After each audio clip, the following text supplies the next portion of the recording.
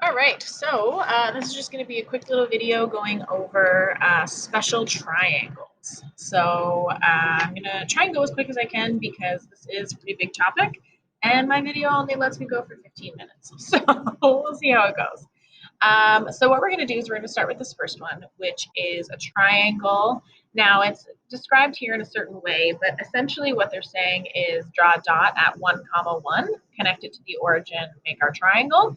And because it's 1, comma 1, the two sides will be the same. So I'm going to put my dot here. Oh, I'm not writing. I'm going to put my dot here. I'm going to connect it to the origin, and it is a height of 1 and a distance of 1. And then I'll draw my line connecting it to the x-axis. And again, it is a distance of 1 and a height of 1. So all I need to find is my hypotenuse. And because these two sides are the same, I know that the angles are the same. And because they all have to add to 180, of course, that tells me that this angle is 45 degrees. And so is the one up there. But we are interested in this reference angle, so we're going to leave it just like that.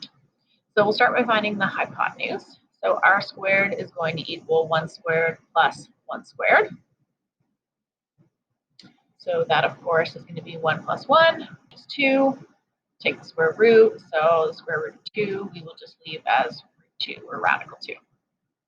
So r is radical 2. Then we know that sine is y over r. Our y value is 1. So we will have 1 over radical 2. We also know that we are not allowed to leave a radical at the bottom. So we need to rationalize that denominator. That means times by radical 2 on the bottom and on top. So sine 45. So sine 45 is going to equal 1 times radical 2 is radical 2, and radical 2 over 2 is just 2. So the sine of 45 is going to equal radical 2 over 2. So the cos of 45, that is just x over r. X is also 1, and r is radical 2. Rationalize the denominator. And we, of course, also get radical 2 over 2. So the cos of 45 is also radical 2 over 2. Now the tan of 45 is nice and easy. So tan of 45 is y over x. And both y and x are 1. So 1 over 1, or just 1.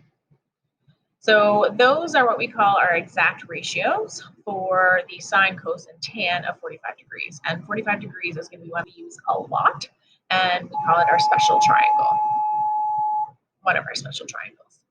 Now, again, the directions that are here are set up. It's the way that this is typically taught, and it leads into something else a little later. But we are going to show it to you a slightly different way, and we're going to show it to you over two x and y axes. Basically because we want our reference angle to be in the bottom corner for each of them. So this is talking about an equilateral triangle with side lengths 2. So typically it'd go like -1 to 1, which together makes the distance 2. Our hypotenuse in each would be 2, and we would just look at one side of the triangle. We're going to do something similar, but we're going to shift the whole equilateral triangle over to this side. So I want my hypotenuse to be 2. And I want the length across the x-axis to be 1. So I guess we're more or less kind of saying draw a point of 1, comma 2. And then I'm going to find my height. So I know that this is 1, that is 2. And because they did talk about the equilateral triangle, I'll sort of draw that in. So again, typically this would all be kind of split up between the axes here, but we're doing it like this so we can take turns with the angles we are talking about being in the bottom corner. So in this one, my reference angle is 60 degrees. Now, because it's an equilateral triangle and it's split in two, because it's an equilateral triangle, if this was 2 and this was 2, the whole bottom is 2, then we know all of the angles are equal. So we would know that it's 60 degrees, 60 degrees, and 60 degrees. Because we're splitting it in 2, that tells me that 30 degrees is up here. So it's kind of the triangle they're talking about, 30, 60, 90. Again, for our purposes, we're going to take turns because we want 60 degrees to be our reference angle here and 30 degrees to be our reference angle for this one, just to help you visualize some things we're going to talk about later. So we know that the bottom is 1, the side length is 2, and then I need to find the height of the triangle. So I'm going to use my r squared formula. So r squared equals 1. Nope. Sorry, I'm looking at the time and getting stressed. So r squared equals 2 squared minus 1 squared. R squared equals 4 minus 1. So r squared equals 3. Square root each side. So r is radical 3. I'm going to draw that into my triangle as well. So the height of that triangle is radical 3, or the y value of that triangle is radical 3. And I just realized that means it's not r. Oh my goodness. Too stressed for time here. So that is y squared, y squared, y squared, and y. So sine we know is y over r. So my y value we just found to be radical 3. And r is 2. So radical 3 over 2. The cos for 60 degrees, so we know cos is x over r. So x is 1 and r is 2. If ever you want to double check that you set them up properly, you just do cos 60 degrees and it should give you 0.5. So that's how you know you set them up properly. You are going to have to memorize these. Tan of 60 degrees. Tan is y over x, or opposite over adjacent. So radical 3 over 1, or just radical 3. You can leave it like that. So either rewrite that to radical 3 or leave it as radical 3 over 1.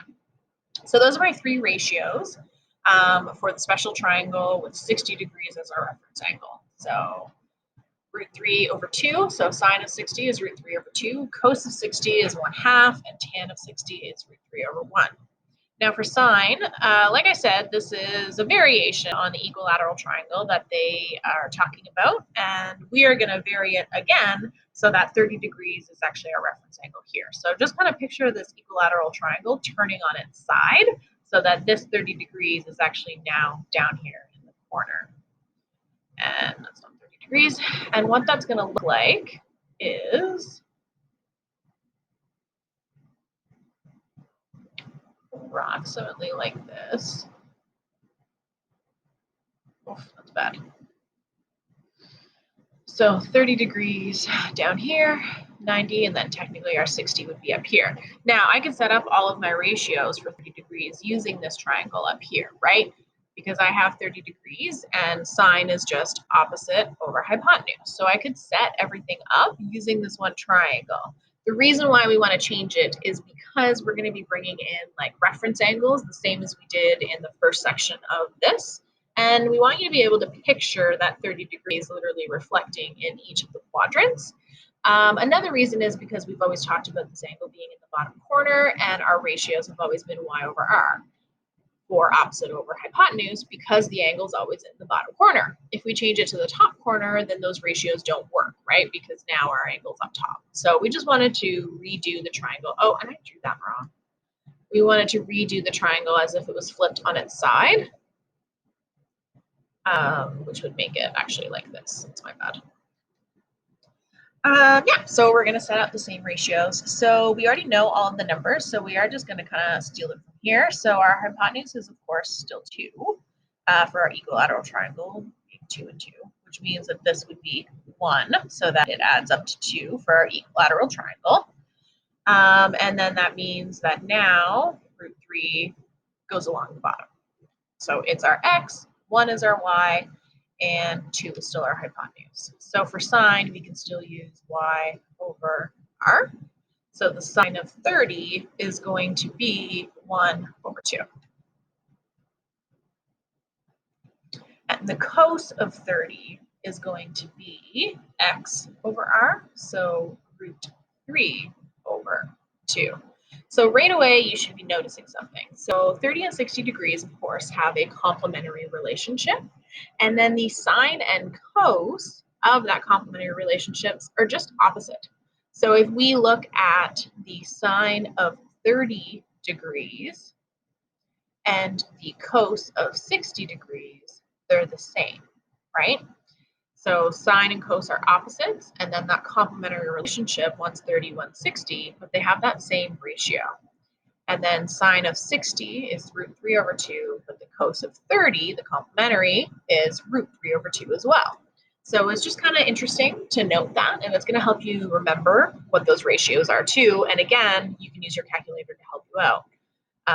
If you're uncertain whether it's the sine of 30 or the sine of 60, that's 1/2, then you just plug it into your calculator. Sine 30.5, bam, so it's the sine of 30, that's 1/2. Okay, so those are going to be something that you are going to memorize, but that should help you.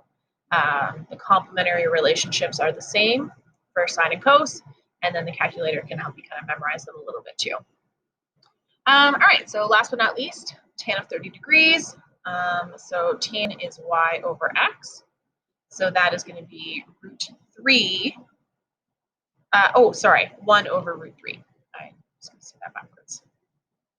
And then we need to rationalize the denominator. So root 3 times on the top and the bottom. So the tan of 30 degrees is root 3 over 3. So those are our three ratios for the special triangle with 30 degrees. So that's our sine, our cos, and our tan, with 30 degrees as our reference angle. So those are going to be really important, those three sets of special triangles. So 30 degrees, 45 degrees, and 60 degrees, and those exact ratios that we found. We're going to keep using those a lot. So really quickly, just to take a look at the most common way we're going to use it. This is a really good example to show you sort of how it's going to work.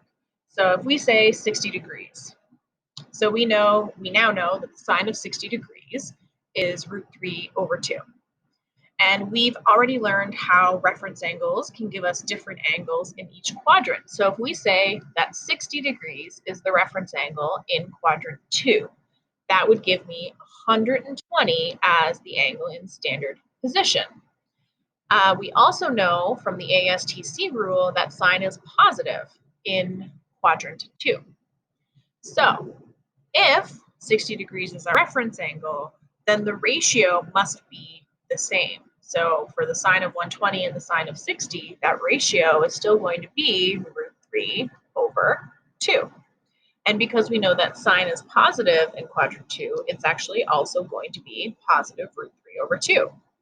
So 240, well, that's a reference angle of 60 degrees in quadrant 3. So I know that my ratio is going to be the same because my reference angle is still 60 degrees. If I were to draw that, 60 degrees would be the one that I use for finding all of my ratios. So 60 degrees is root 3 over 2, so it's still root 3 over 2.